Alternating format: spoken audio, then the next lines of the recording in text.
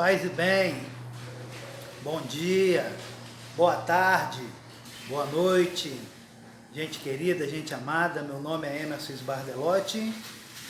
Hoje, dia 15 de abril de 2024, continuamos nossa reflexão sobre as origens da teologia da libertação. Mas hoje eu trago um texto maravilhoso de um grande amigo e parceiro nosso aqui do Paz e Bem, o monge Marcelo Barros. Teologias da Libertação para os Nossos Dias, da editora Vozes, lançada em 2019.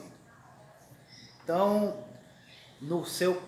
na sua primeira parte do livro, no capítulo 3º, página 53 em diante, Marcelo nos apresenta os processos de libertação.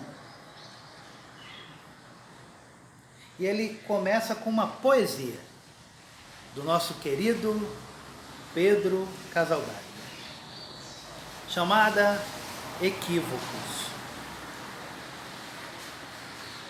Onde tu dizes lei, eu digo Deus. Onde tu dizes paz, justiça, amor, eu digo Deus. Onde tu dizes Deus, eu digo liberdade, justiça, amor.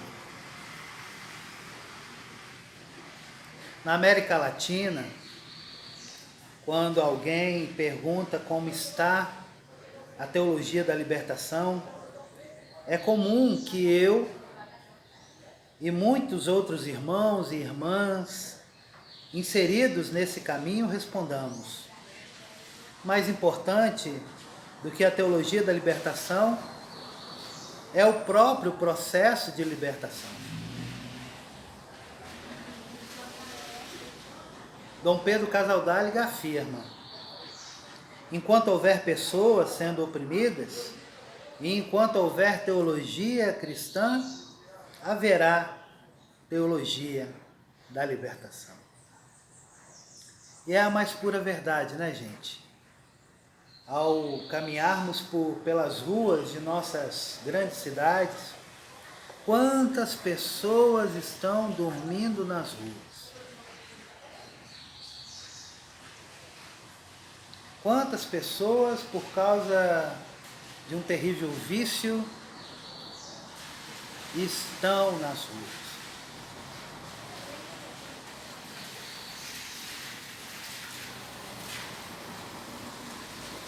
Em seu diário, nos anos de 1970, Casaldáliga traduz esse pensamento de outra forma ao revelar a resistência do povo que sofre. Ele escreve: a teimosia popular é um manancial de energias de sobrevivência.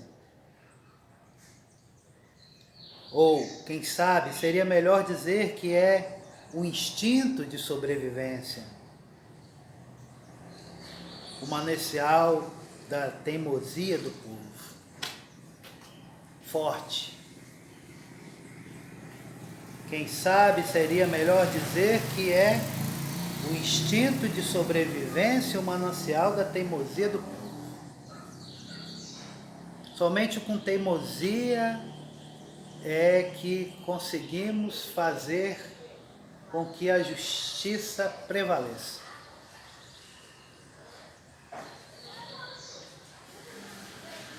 Sem essa imensa capacidade de resistir e sobreviver, não seria possível pensar a longa história de movimentos de resistência e tentativas de libertação ocorridos na América Latina e Caribe. Então foram muitas as resistências e rebeliões que a espiritualidade provocou. Então, na luta de resistência contra o sistema socioeconômico dominante e explorador, há movimentos sociais que partem motivados pelas desigualdades e contradições sociais.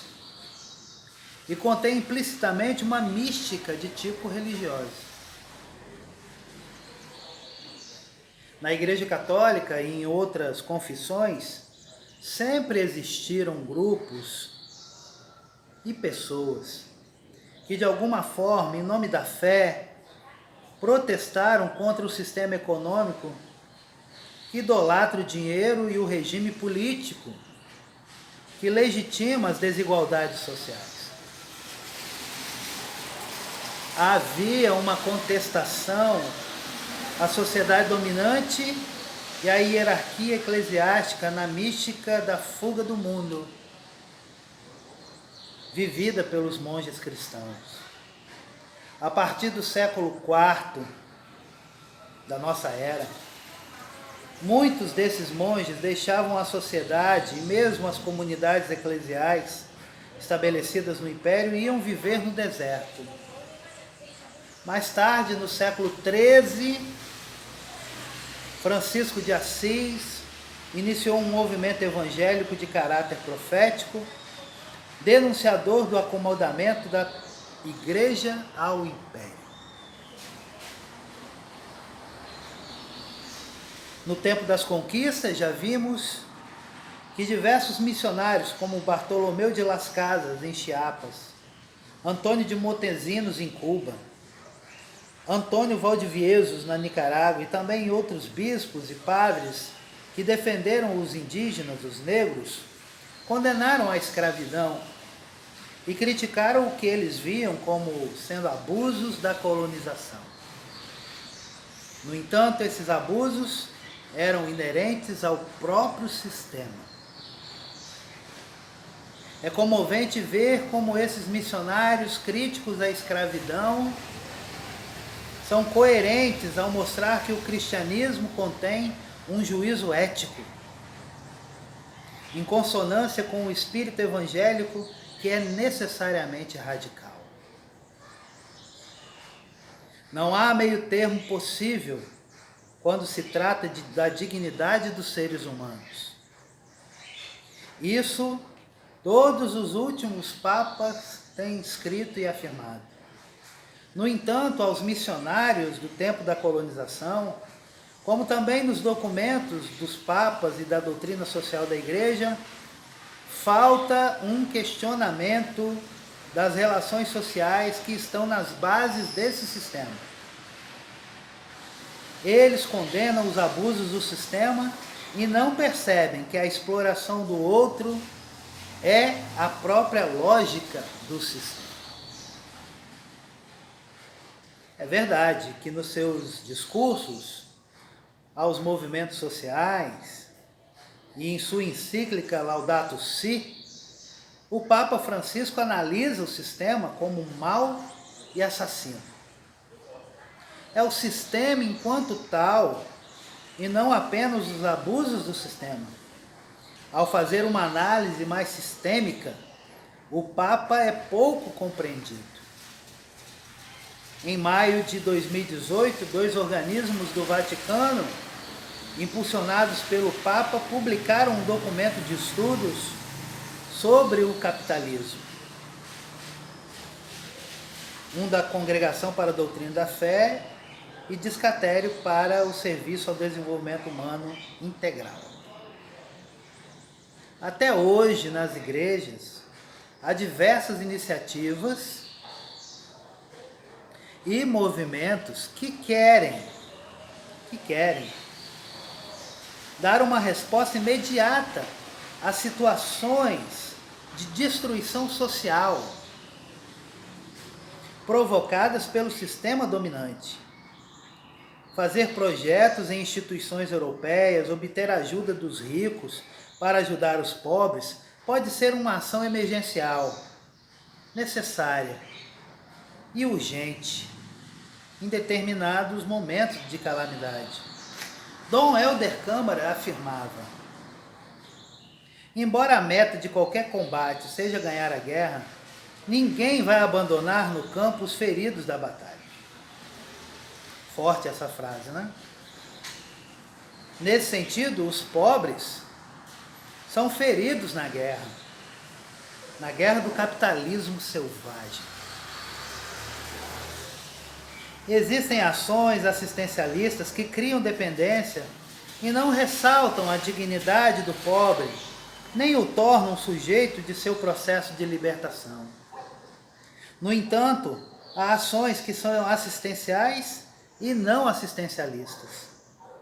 De todo modo, essas ações, que em determinadas urgências podem ser inevitáveis, nunca chegam a fazer uma análise profunda da realidade.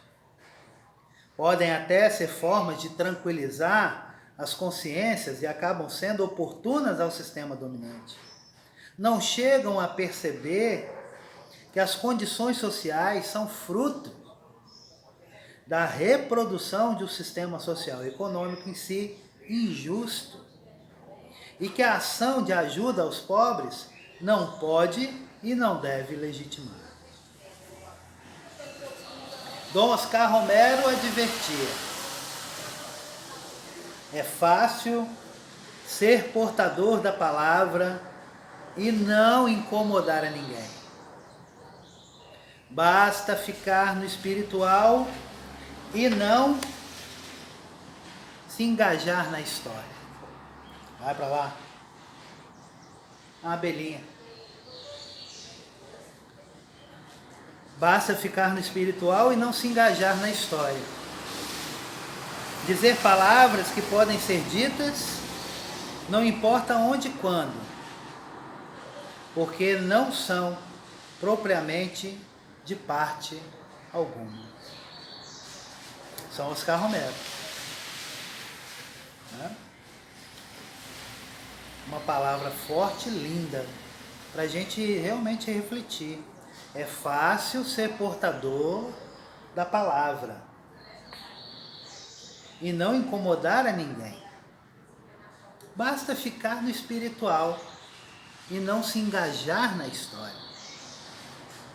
Dizer palavras que podem ser ditas não importa onde e quando, porque não são propriamente de parte alguma. Olha que beleza, gente. Que força isso. Em toda a história do cristianismo, talvez um caso bem típico e diferente de todos os outros tenha sido a chamada Guerra dos Camponeses, que eclodiu nos anos seguintes ao aparecimento da Reforma de Lutero. A compreensão de que o Evangelho é fundamentalmente lei de liberdade e libertação levou o teólogo Thomas Minzer e seus companheiros e companheiras a apoiarem uma rebelião de camponeses contra os príncipes e proprietários de terra. Infelizmente, Lutero e outros reformadores ficaram ao lado dos príncipes, sob o pretexto de que a liberdade proposta pelo Cristo é espiritual e não política.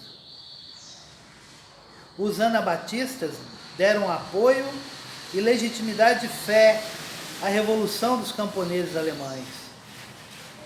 Poucos anos depois, os menonitas pregavam um pacifismo radical. Até hoje, o movimento das Testemunhas de Jeová se nega a fazer serviço militar e a participar de qualquer movimento militarista. Na América Latina seria impossível resumir aqui a lista imensa de rebeliões e movimentos de luta pela libertação que desde os tempos da conquista marcaram o continente.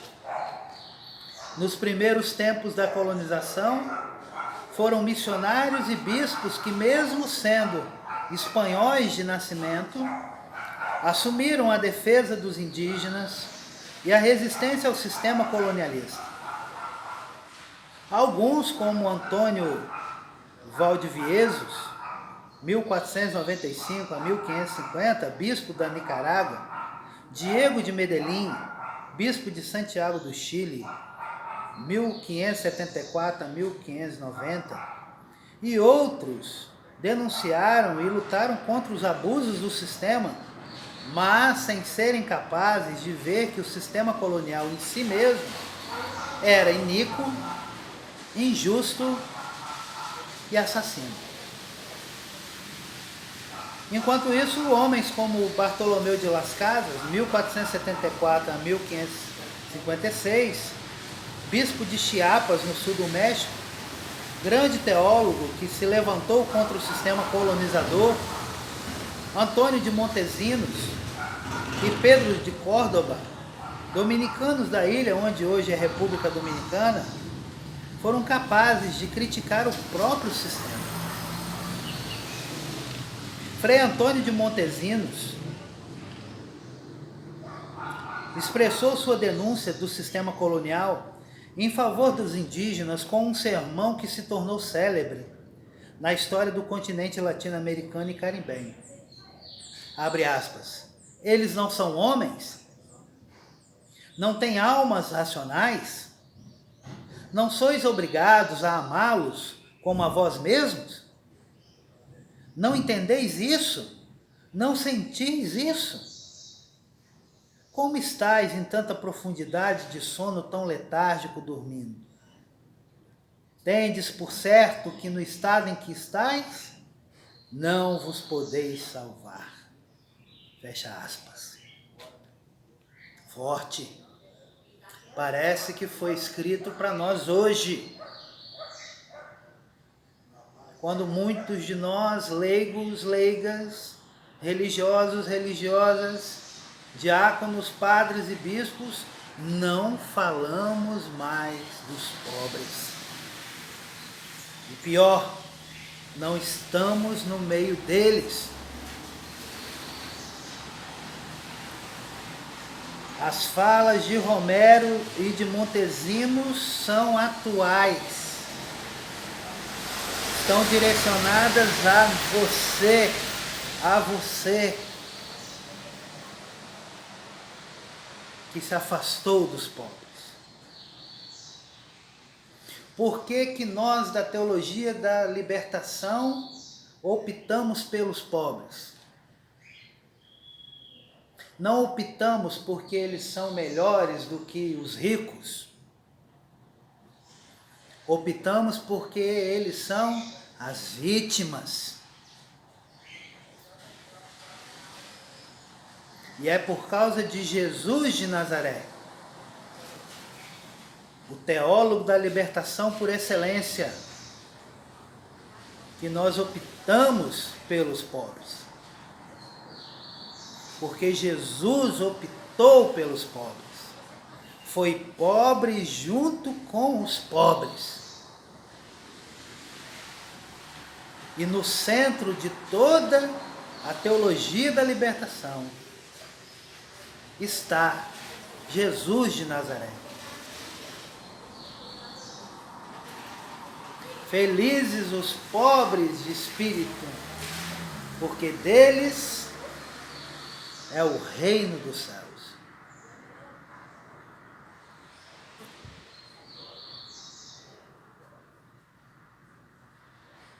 Desde o início da colonização, os próprios indígenas foram os sujeitos de sua luta por libertação.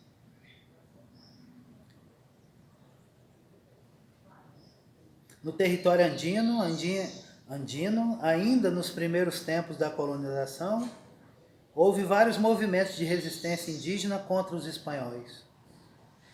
Esses movimentos foram liderados pelos incas, Xalcu, Xima, Quisquis e Ruminauí, e outros.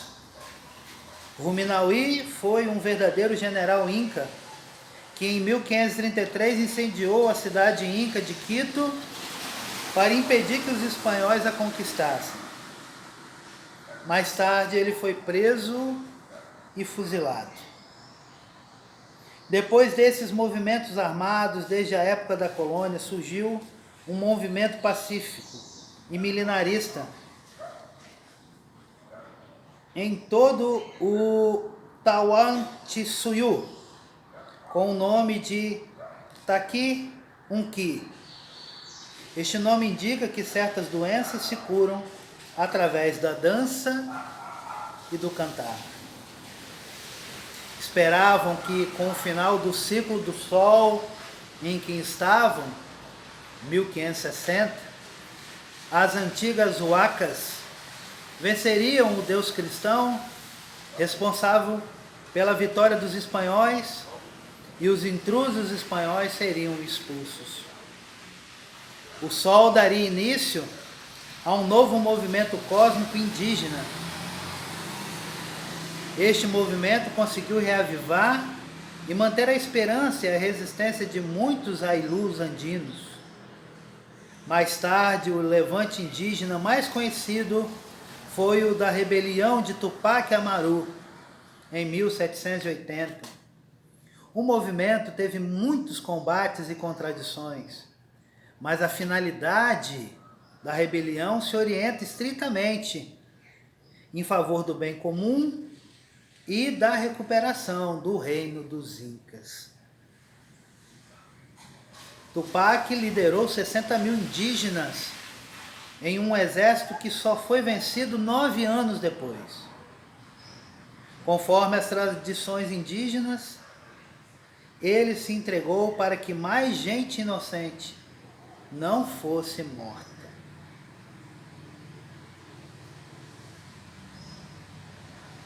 Então, minhas irmãs e meus irmãos, os povos originários do nosso continente sempre lutaram. Sempre estiveram na luta pela defesa da vida. Sempre estiveram na frente dos canhões para preservar a Mãe Terra. Nós é que ainda não entendemos isso. Parece que a maioria de nós pensa que nós não fazemos parte da Mãe Terra. Iremos pagar um preço muito caro por essa ignorância.